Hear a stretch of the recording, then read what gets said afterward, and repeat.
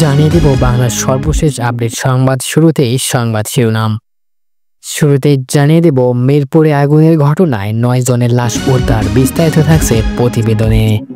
এদিকে নির্বাচনের তফসিল ঘোষণার আগে জুলাই সনদ গণভোটে পাশ করতে হবে বলে জানিয়েছেন খেলাফত মজলিস, বিস্তারিত থাকছে প্রতিবেদনে।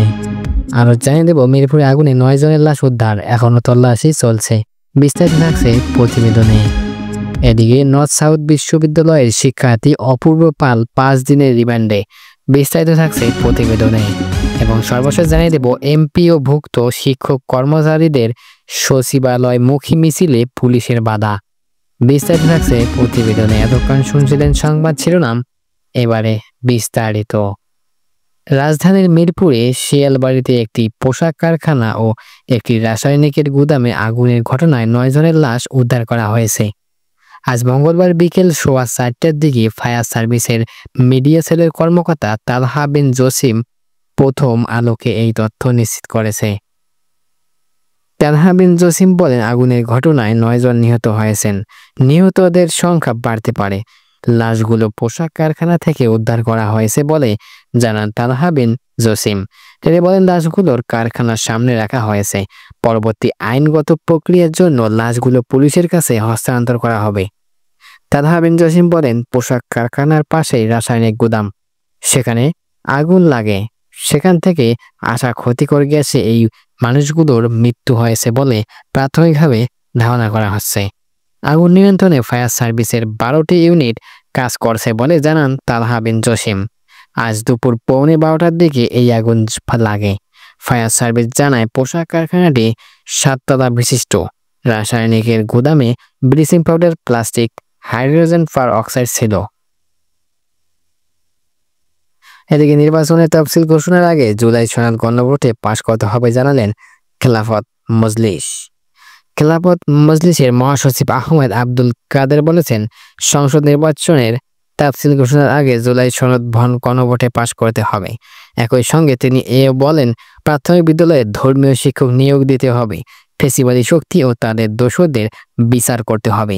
অবিলম্বে জুলাই সনদের আইনি ভিত্তি প্রদান ও বাস্তবায়ন সহ 6 দফা দাবিতে খেলাফত মজলিস ঢাকা মহানগরী আয়োজিত মানববন্ধনে প্রধান অতিথি বক্তব্যে এই কথা বলেন তিনি। আজ মঙ্গলবার দুপুরের দিকে খেলাফত মজলিস ঢাকা মহানগরী শাখার উদ্যোগে জুলাই সনদে আইনি ভিত্তি, ফেসিবাদের দোষরদের বিচার দৃশ্যমান ও প্রাথমিক বিদ্যালয়ে ধর্মীয় শিক্ষা নিয়োগ সহ কেন্দ্র ঘোষিত 6 দফা দাবিতে এই মানববন্ধন অনুষ্ঠিত হয়। মহানগরী উত্তর সভাপতি সাইফুদ্দিন আহমেদ খন্দকারের সভাপতিত্বে অনুষ্ঠিত মানববন্ধনের প্রধান অতিথি হিসেবে উপস্থিত ছিলেন সংগঠনের মহাসচিব আব্দুল মোহাম্মদ কাদের, মহানগরী দক্ষিণ সাধারণ সম্পাদক মোহাম্মদ আবুল হোসেন ও উত্তর সাধারণ সম্পাদক মৌলানা আজিজুল হক সহ আরো অনেকেই। এদিকে মিরপুরে আগুনে 9 লাশ উদ্ধার, এখনো তল্লাশি চলছে। রাজধানীর মিরপুরের শিয়ালবাড়িতে একটি পোশাক কারখানা এবং রাসায়নিক গুদামের আগুনের ঘটনায় 9 জনের লাশ উদ্ধার করা হয়েছে। এ ঘটনায় হতাহতদের সংখ্যা আরো বাড়তে পারে বলে আশঙ্কা করা যাচ্ছে।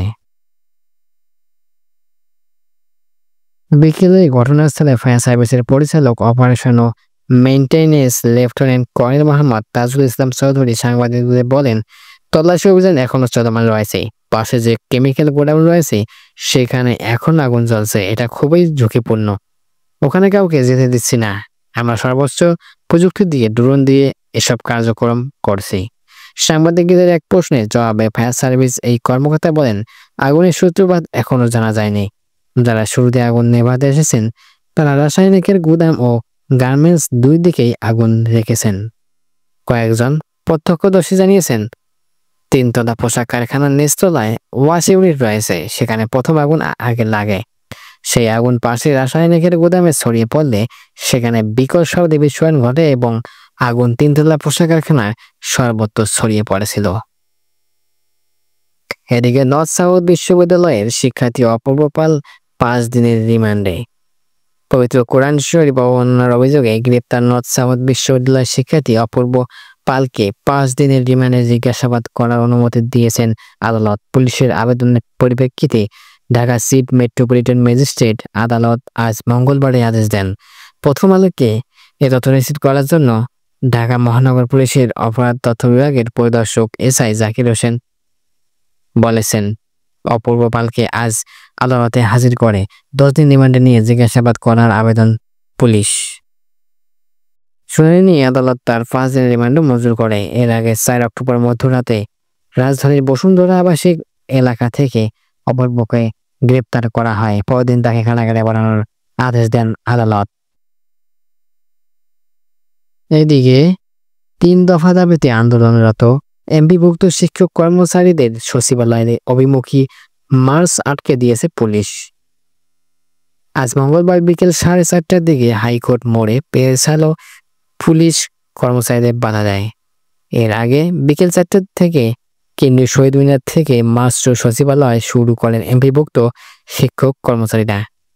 বিকেল 4টায় শহীদ মিনারে এমপিভুক্ত শিক্ষা জাতীয়করণ প্রত্যাশী জোটের মধ্য সচিব দেলোয়ার হোসেন আজিজি ঘোষণা দেন, তারা প্রশাসনকে বিকেল 4টা পর্যন্ত প্রজ্ঞাপন জারির জন্য সময় বেঁধে দিয়েছেন।